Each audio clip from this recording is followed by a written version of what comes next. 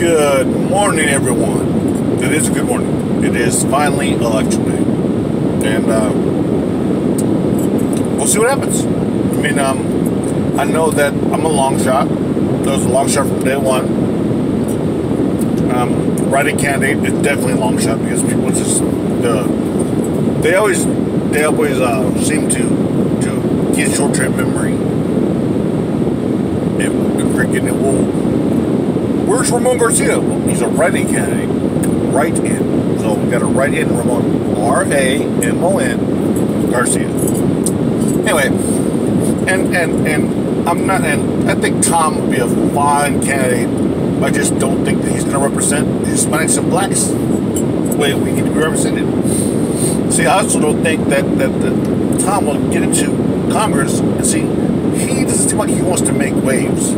I don't care. I don't need to sit here and explain why facts are correct. I don't understand that. I don't understand how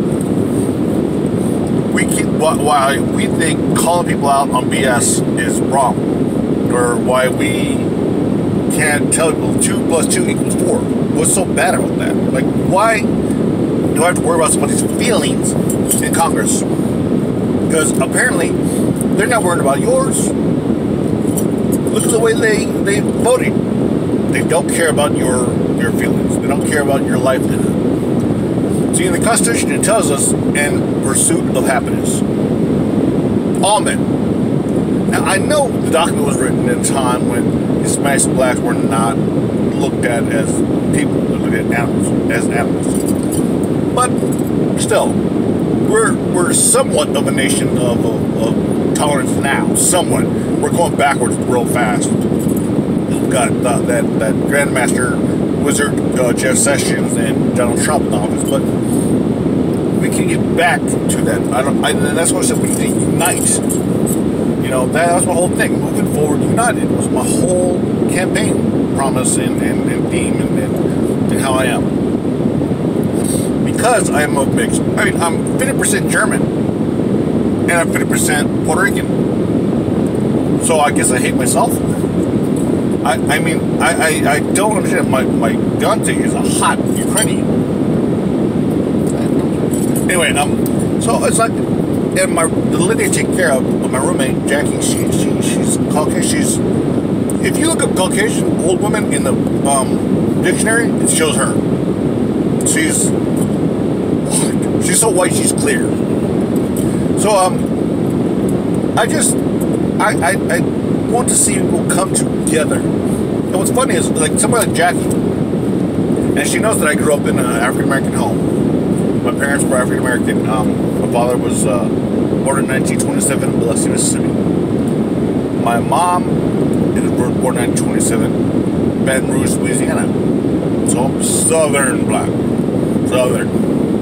Like, give me the collard greens, pig feet, hog maws, give it all. Massage chili. Yeah, you can do it. But it's the same. Just saying.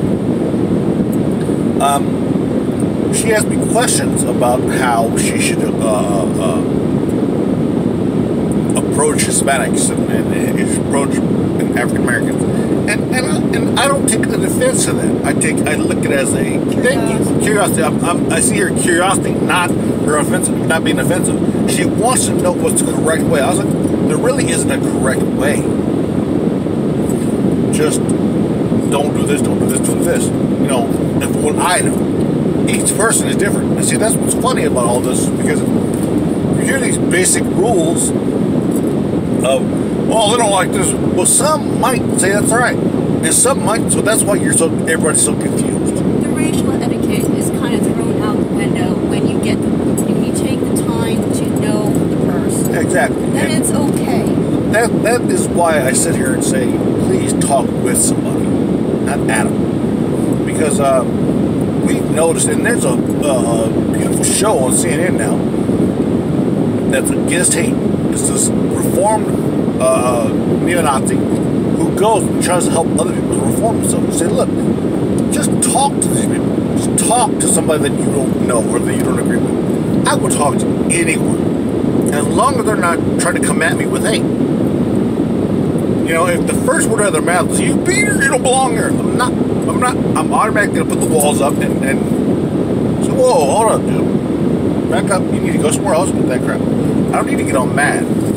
But I do understand that people use the racial conversation to fight. And then I'm like, okay, wait a minute. So, I mean, I've had people call me all types of things, and that's fine. Whatever. Because they don't know me. If they're not getting to know who I am, I'm the person that would give the shirt off his back. Anyone. And, you know, it's just amazing. So, I mean, when it comes to Tom, I don't think that Tom understands fully what happens, what goes on. When it comes to even Miss LaPalm, I don't think that she knows. And I definitely know Jim Sisterman doesn't. He don't care about it. He was born when Jim Crow. That's all he knows. He was going to school then. He couldn't even be sitting there. He used to say pool or say water fountain. Anyway, so I don't get it. I mean, I knew, and I hung out, but I knew transgender when I was in high school. That was back in the 90s. And this is what he was transgender. Transgender. And what's funny is back then I was not dealing with multiple sclerosis, since I didn't know. But I'm telling you, my tolerance for disabled, I sit there pointing, making fun of them if they're walking on me, whatever. I did the same thing. But then I I started dealing with MS. And now I get it.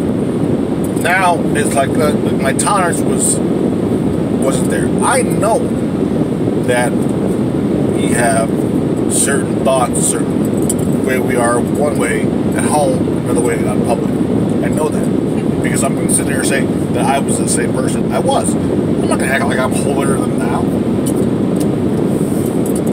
But I'm not going to sit here and act like I'm someone that I'm not. You know, and that's why I come at you with a video in a car and he's not a serious candidate. That's alright. Because you know what? What's all this other crap? Once we see this the same crap rolled up in a different dressing, and then you wonder about, well, how come we didn't go with, or why did we? So that's all I'm saying. Is find somebody who's going to be there for you. And if you're one of those who says, I empathize with the African American community, with the Hispanics, I don't like families being ripped apart.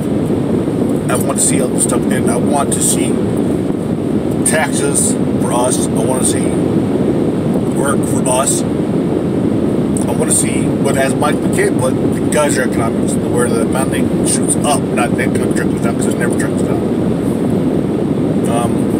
And I just heard another thing. It's like the tax breaks are working